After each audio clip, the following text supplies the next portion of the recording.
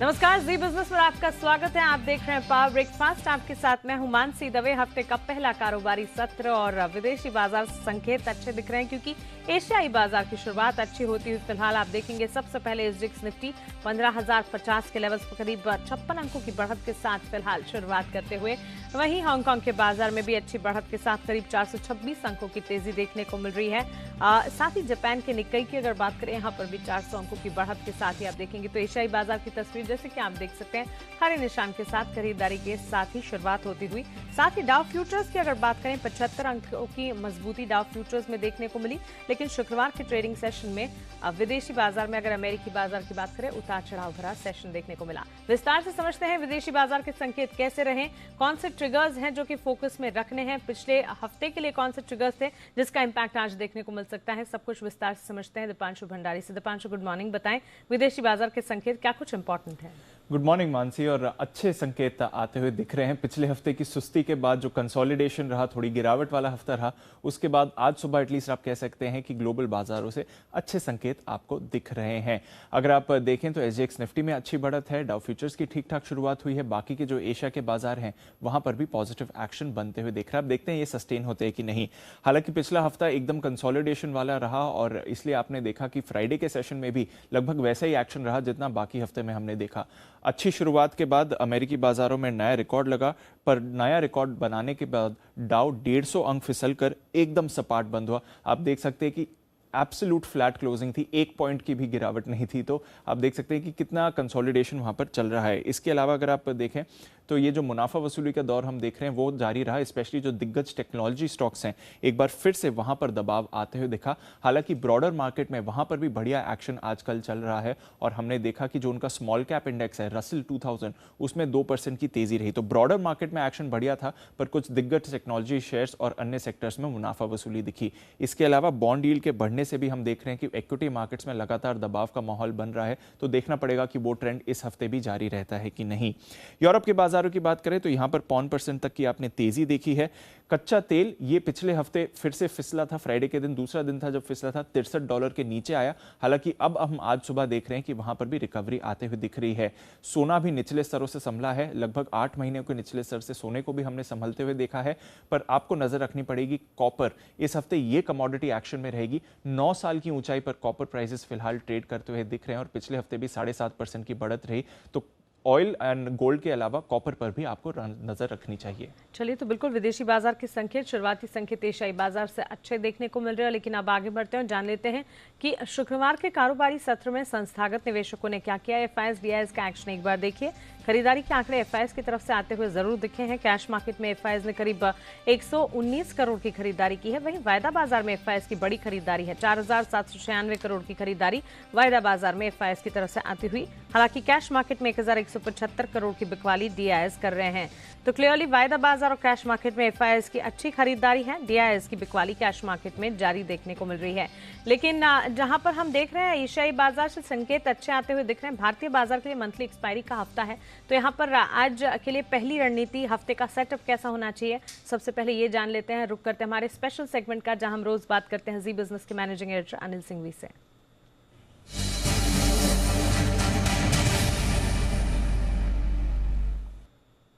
Anil sir, good morning. विदेशी बाजार के संकेत अच्छे लग रहे हैं, एशियाई बाजार की शुरुआत भी अच्छी दिख रही है। एफआईएस के खरीदारी के आंकड़े हैं, इन्हें कैसे समझे? भारतीय बाजार के लिए पहली रणनीति क्या होगी? Good morning Mansi. देखिए, हफ्ते की शुरुआत करने के लिए काफी बेहतरीन संकेत है और पिछले हफ्ते के करेक्शन और कंसोलिडेशन के बाद इस हफ्ते की शुरुआत के लिए बाजार थोड़े हल्के भी हैं। और इस हफ्ते हम मंथली एक्सपायरी वाले हफ्ते में भी आ चुके हैं, तो थोड़ा एक्शन वायदा कारोबार में उस लिहाज से बढ़ता हुआ दिखेगा। मेरा ये समझना है कि अहम सपोर्ट लेवल के आसपास है निफ्टी, और जो ब्रॉडर रेंज आप आने वाले समय के लिए बाजार की मानकर चल सकते हैं इस पूरे हफ्ते के लिए, नीचे 14,700 14,800 सपोर्ट रेंज में है, ऊपर में 15,300 15,400 ये रुकावट का लेवल है। ये तो पूरे हफ्ते के लिए आज से आपके लिए लेवल्स हो गए। लेकिन जहाँ तक आज का सवाल है, मैं उम्मीद करता हूँ कि शुक्रवार के जो लोज हैं वो हम होल्ड करने की कोशिश करेंगे और वो है 14,900 के आसपास। तो अहम सपोर्ट रेंज अब आज के लिए 14,825 14,900 की मान कर चले। इस रेंज में बाजार सपोर्ट लेने की कोशिश करेगा और ऊपरी स्तरों पर 15,115, 15,165 ये वो रेंज होगी जहां तक बाजार से जाने की कोशिश कर सकता है। तो इस रेंज पर आपको निफ्टी के लिहाज से नजर रखना है। बैंक निफ्टी का जहां तक सवाल है, ये भी शुक्रवार के लोज के आसपास सपोर्ट लेना चाहिए। तो 35,350, 35,550 ये सपोर्ट रेंज है। अब फ्रेश कमजोरी तब होगी जब बैंक निफ्टी 35,350 के नीचे ट्रेड करना शुरू करें। क्लोजिंग बेसिस पर हम 35,750 को होल्ड कर पाए तो उतना बुरा नहीं है क्लोजिंग। इस लिहाज से थोड़ी एक रिकवरी बन सकती है और इस रिकवरी में 36,350, 36,400 तक का चांस एक बैंक निफ्टी ऊपर जाने का ले सकता है।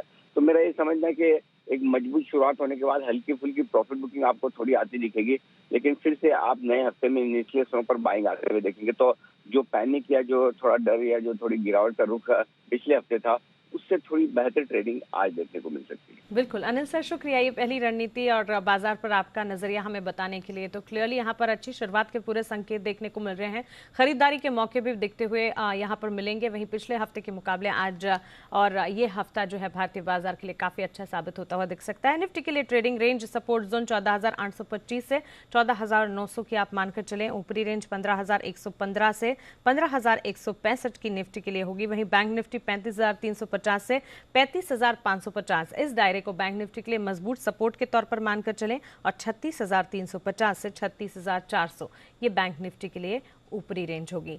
चलिए खबरों वाले शेयर्स अब दीपांशु से समझ लेते हैं। दीपांशु, नतीजों का सीजन तो खत्म हो गया, लेकिन अब ट्रिगर्स और खबरें कई सारी हैं जो कि देखने को मिल रही हैं। बिल्कुल, और एक नतीजे भी हैं जहां पर हमें रिव्यू भी लेना पड़ेगा। पर अगर आज के ट्रिगर्स की बात करें, इंडिया मार्ट इंटरमेश 1100 करोड़ की QIP जो इन्होंने की थी, उसका आज प्राइस तय करने के लिए बोर्ड की बैठक है। सुप्रीम कोर्ट में फोर्टिस मामले में जो लेंडर्स से शेयर बिक्री पर जानकारी मांगी थी वो सबमिट करना होगा, वहां पर डिटेल्स आएंगी। IRCTC आज से 35 अनरिजर्व मेल और एक्सप्रेस ट्रेन से वापस शुरू होंगी।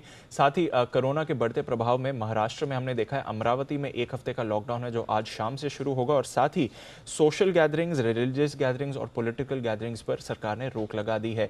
यूपी सरकार आज अपना बजट पेश करेगी, तो ये भी एक इंपॉर्टेंट फैक्टर रहेगा जहां पर आपको रखनी है नजर।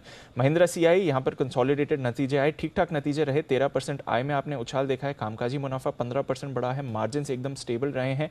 मुनाफे में हमने 9 गुना की बढ़त देखी है। हालांकि इसमें टैक्स एक्सपेंस आधे होने की वजह से भी एक फैक्टर रहा है। जुबलेंट फूडवर्क्स एक नई एक्विजिशन करी है इन्होंने, नेदरलैंड्स की कंपनी है फाइड्स फूड सिस्टम। 250 करोड़ में ये अधिग्रहण इनका किया जाएगा, जिसमें ये अपनी हिस्सेदारी लेंगे। ईस्टर्न यूरोप और रशिया के आसपास के कंट्रीज में इनका एक बड़ा कारोबार है और ये डोमिनोज की पिज्ज़ा फ्रैंचाइज का ही बिजनेस है। तो जो डोमिनोज का कारोबार ईस्टर्न यूरोपीय के कुछ देशों में है, उसका अधिग्रहण कंपनी कर रही है इसके जरिए। नारायण हृदयालय केमन आइलैंड में नया अस्पताल खोलने की कंपनी की योजना है। कैंसर के इलाज के लिए 50 बेड का नया हॉस्पिटल खोला जाएगा। इसके लिए लगभग 725 करोड़ का निवेश करेगी कंपनी और इंटरनल अक्रूवल्स और कर्ज लेकर पूंजी जुटाई जाएगी। 2 साल में ये कामकाज पूरा हो जाएगा। NTPC लगातार यहाँ पर खबरें आ रही हैं। अब इनका जो औरैया सोलर प्रोजेक्ट है वहाँ पर काम शुरू हो गया है और इसके साथ ही कंपनी की क्षमता बढ़कर अब 64,880 मेगावाट्स की हो गई है। अरविंद फैशंस इसके राइट्स इशू की और डिटेल्स आ गई हैं। अपडेट्स हमारे सामने हैं। 4 से 18 मार्च के बीच राइट इशू होगा। 135 रुपये पर शेयर के भाव पर राइट्स शेयर्स इशू किए जाएंगे। 200 करोड़ रुपए जुटाने की योजना है। 24 फरवरी इसकी रिकॉर्ड डेट है और एंटाइटलमेंट रेशियो इसका होगा हर 20 शेयर्स पर आपको 3 राइट शेयर्स दिए जाएंगे। टॉरेंट पावर दादरा और नगर हवेली दमन दीव के पावर डिस्ट्रीब्यूशन कारोबार के लिए सबसे अधिक बोली कंपनी ने लगाई है। 51% हिस्सेदारी खरीदी जाएगी निजीकरण के जरिए। हेमिस्फीयर प्रॉपर्टीज 2 दिन बाद शेयर जारी करने पर बोर्ड बैठक है कंपनी की, तो वहां पर नजर रखिए। प्रेफरेंस शेयर के जरिए 700 करोड़ रुपए जुटाए जाएंगे। और फाइनली सुवेन लाइफ प्रमोटर्स को 1.81 करोड़ वारंट्स जारी करने के लिए बोर्ड की मंजूरी मिल गई है। 20 मार्च को शेयरधारकों के लिए मंजूरी के लिए EGM होगी। ओके दीपांशु, शुक्रिया ये तमाम जानकारी के लिए। खबरों वाले शेयर्स और विदेशी बाजार के संकेत हमें बताने के लिए। तो ढेर सारी खबरें हैं और हफ्ते की शुरुआत दमदार होने की पूरी संभावना यहाँ पर दिख रही है। JNFC से जुड़ी बड़ी खबर के साथ जुड़ रहे हैं हमारे सहयोगी चेतन भुटानी। चेतन, बताएं क्या बड़ी खबर लेकर आए हैं, कहाँ फोकस रखना है? बिल्कुल मानसी, GNFC की बहुत बड़ी खबर यहाँ पे Gujarat Narmada Valley Fertilizer and Chemical Limited के लिए बहुत बड़ी खबर यहाँ पे आते हुए चीन से इंपोर्ट होने वाले एनिलाइन केमिकल जो कि रबर इंडस्ट्री में यूज होता है, टेक्सटाइल में यूज होता है और 1 से 2 और चीजों में यूज होता है जो लगभग टेक्सटाइल्स में ज्यादा इंपॉर्टेंट मानी जाती है। उसमें 5 साल के लिए भारत सरकार ने एंटी डंपिंग ड्यूटी लगा दी है, जिसका मतलब ये जो नोटिफिकेशन है फाइनेंस मिनिस्ट्री का डिपार्टमेंट ऑफ रेवेन्यू का फाइनल नोटिफिकेशन है एंड ये इसमें आज के टाइम से अब इनफैक्ट जनवरी से ये ड्यूटी लागू कर दी गई है, जो जिसका मतलब ये है कि $36 से लेकर $121 तक पर टन के बीच में ये ड्यूटी लगाई जाएगी, जिसका मतलब ये है कि गवर्नमेंट ने पूरा ऑफसेट किया है डैमेज को, जो भी माना जा रहा था कि उसकी चीप इंपोर्ट ड्यूटी के ऊपर प्रॉब्लम जो फेस हो रही डोमेस्टिक इंडस्ट्री को, तो डेफिनेटली जीएनएफसी के लिए बहुत बड़ी खबर यहाँ पे आते हुए। बिल्कुल, तो जीएनएफसी के लिए तो बड़ी खबर है ही, लेकिन साथ ही एसआरएफ को लेकर भी एक बड़ी खबर है। चेतन, वो खबर क्या है ये भी बताएं। जी बिल्कुल, आपने सही बताया। जो कॉमर्स मिनिस्ट्री की डीजीटीआर है, जो इन्वेस्टिगेशन विंग होता है, director general of trade remedies, जो इंपोर्ट ड्यूटी और इन सब की जांच करता है, उसने ये एक सनसेट रिव्यू इनिशिएट किया है। एक केमिकल है टेट्राफ्लोरोइथेन, जो चाइना से आता है। क्योंकि जो एसआरएफ है, एसआरएफ के लिए बहुत बड़ी खबर इसीलिए है क्योंकि एसआरएफ 100% इसको हिंदुस्तान में प्रोड्यूस करता है और हिंदुस्तान में इसके अलावा और कोई भी प्रोड्यूस नहीं करता है। तो डेफिनेटली एसआरएफ के लिए बहुत बड़ी खबर, क्योंकि पहले जो पीरियड ऑफ इन्वेस्टिगेशन रखा गया है वो 1 अक्टूबर 2019 से लेकर 30 सितंबर 2020 का रखा गया एक पीरियड ऑफ इन्वेस्टिगेशन, जिसमें इन्वेस्टिगेट किया जाएगा कि क्या-क्या ऑफसेट हुआ है, इंजरी हुआ है और क्या-क्या एफर्ट्स डीजीटीआर को लेने चाहिए। डीजीटीआर ने लगभग 30 दिनों में कमेंट्स मंगवाए हैं स्टेक होल्डर से, जिसका मतलब ये है कि 30 दिनों के बाद थोड़ी बातें और आगे बढ़ेंगी। सारे जो इम्पोर्टर्स और एक्सपोर्टर्स की बातें सुनी जाएंगी, लेकिन इस पे लगभग एक ड्यूटी लगना ऑलमोस्ट तय है। बिल्कुल चेतन, शुक्रिया ये तमाम जानकारी के लिए, बड़ी खबरें हमें बताने के लिए। चलिए, इन खबरों पर फोकस रहेगा, इनसे जुड़े अपडेट्स भी हम आप तक पहुंचाते रहेंगे। लेकिन अब वक्त है आपके लिए ट्रेडिंग कॉल्स जाने का, जहां पर इंट्राडे पर्सपेक्टिव के लिहाज से आप खरीदारी का मन बनाकर चल सकते हैं, क्योंकि 2 कॉल्स हैं, दोनों की दोनों खरीदारी की हैं। एक्सिस सिक्योरिटीज की राय है मैरिको, वहीं स्टरलाइट टेक्नोलॉजीज पर। मैरिको पर खरीदारी की राय 435 के टारगेट्स को ध्यान में रखा जा सकता है। 418 का स्टॉप लॉस यहां पर लगाकर खरीदारी की जा सकती है। वहीं स्टरलाइट टेक्नोलॉजीज खरीदारी का मन बनाया जा सकता है। 220 का टारगेट यहां पर मानकर चलें। 204 का एक स्टॉप लॉस लगाइएगा। खरीदारी का मन इंट्राडे पर्सपेक्टिव के लिहाज से यहां पर भी बनाया जा सकता है। बाजार पर क्या हो आपकी स्ट्रैटेजी और किन शेयरों में आज लगाएं पैसे, इस बारे में बात करने के लिए हमारे साथ kiranjadhav.com के आशीष केलकर अब जुड़ गए हैं। आशीष जी, गुड मॉर्निंग, स्वागत है आपका जी बिजनेस पर। इंडेक्स पर नजरिया, क्विकली अपने रिकमेंडेशन भी बताएं। देखिए, मैं मानता हूं कि आज निफ्टी और बैंक निफ्टी में थोड़ा फ्लैट टू ऐसा इंडिसाइसिव मूवमेंट होता हुआ दिखाई देगा। तो मैंने बहुत इंपॉर्टेंट लेवल जो है निफ्टी के लिए वो निकाले हैं, वो है 15,100, 15,100 एंड 15,150। ये मेक और ब्रेक लेवल रहेंगे ऊपर के लिए। नीचे की तरफ 15,900, ये बहुत ही इंपॉर्टेंट लेवल रहेगा। उसी तरह से बैंक निफ्टी के लिए नीचे की तरफ जो बहुत ही अहम लेवल है वो है 35,580। इसके नीचे अगर हम फिसलते हैं तो मेरा मानना है कि बैंक निफ्टी में गिरावट और हावी होती हुई दिखाई देगी। और ऊपर की तरफ मैं मानता हूँ 36,000 का लेवल अगर टूटता है ऊपर की तरफ तो एक अच्छा खासा रैली हम स्टॉक बैंक निफ्टी में देख सकते हैं। बिल्कुल आशीष जी, फिर स्टॉक्स आज कौन से सुझा रहे हैं आप? दो स्टॉक मैंने चुने हैं मानसी जी। उसमें से पहला जो स्टॉक है वो है कैडिला, जिसमें बिकवाली करने की सलाह है। फ्यूचर्स के रेट है करंट मार्केट, कल का क्लोजिंग, फ्राइडे का क्लोजिंग 452 है।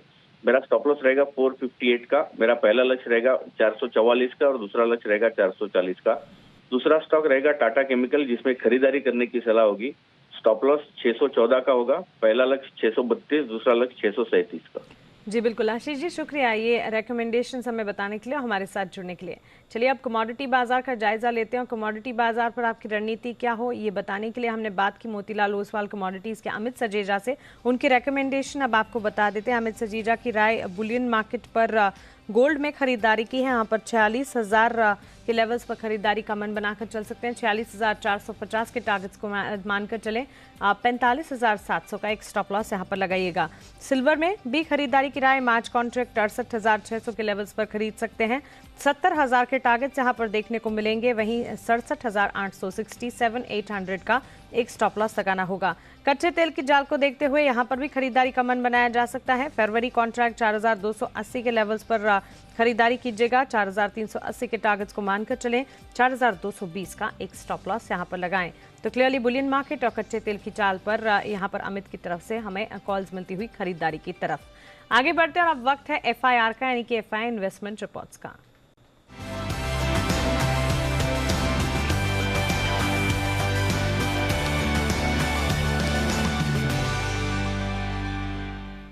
जी सृष्टि, गुड मॉर्निंग। बताएं कौन से ब्रोकरेज रिपोर्ट्स लाई हैं आप? Good morning Mansi. आज रिपोर्ट्स हैं जुबिलेंट फूड वर्क्स पे। नीदरलैंड की एक कंपनी का इन्होंने अधिग्रहण किया है, जिसको लेकर 3 ब्रोकरेज रिपोर्ट्स आई हैं। पहला CLSA ने इस पे आउट परफॉर्म रेटिंग दी है, 3000 के टारगेट्स हैं। वहीं जेफरीज ने इस पे खरीदारी की राय देते हुए 3050 के लक्ष्य दिए हैं और क्रेडिट ने न्यूट्रल रेटिंग के साथ 2450 के टारगेट्स दिए हैं। CLSA का मानना है कि जो अधिग्रहण है वो काफ़ी अच्छा है, पर इतनी री रेटिंग हो चुकी है स्टॉक की, तो आगे जाके जो बढ़त है वो सीमित रहेगी। वहीं जेफरीज का कहना है कि काफ़ी आकर्षक वैल्यूएशन पे ये अधिग्रहण किया गया है, जिसके लिए वो पॉजिटिव नजरिया बना के चल रहे हैं। इसके अलावा 2 और रिपोर्ट्स हैं अंबुजा सीमेंट पे। CLSA ने इस पे आउट परफॉर्म रेटिंग देते हुए 301 के टारगेट्स दिए हैं और मॉर्गन स्टैनली की रिपोर्ट है जिसपे उन्होंने ओवरवेट रेटिंग देते हुए 325 के टारगेट्स दिए हैं। मजबूत वॉल्यूम रही है कंपनी की, आगे जाके अच्छे मार्जिन्स की भी उम्मीद कर रहे हैं और जो अन्य कंपनी है उसके चलते वैल्यूएशंस अच्छे लग रहे हैं। जी बिल्कुल सृष्टि, शुक्रिया ये ब्रोकरेज रिपोर्ट्स हमें बताने के लिए। इन ब्रोकरेज रिपोर्ट्स और स्टॉक्स पर जो भी एक्शन होगा वक्त वक्त पर हम आप तक पहुंचाते रहेंगे। चलिए इसी के साथ पावर ब्रेकफास्ट को हम यही समेटने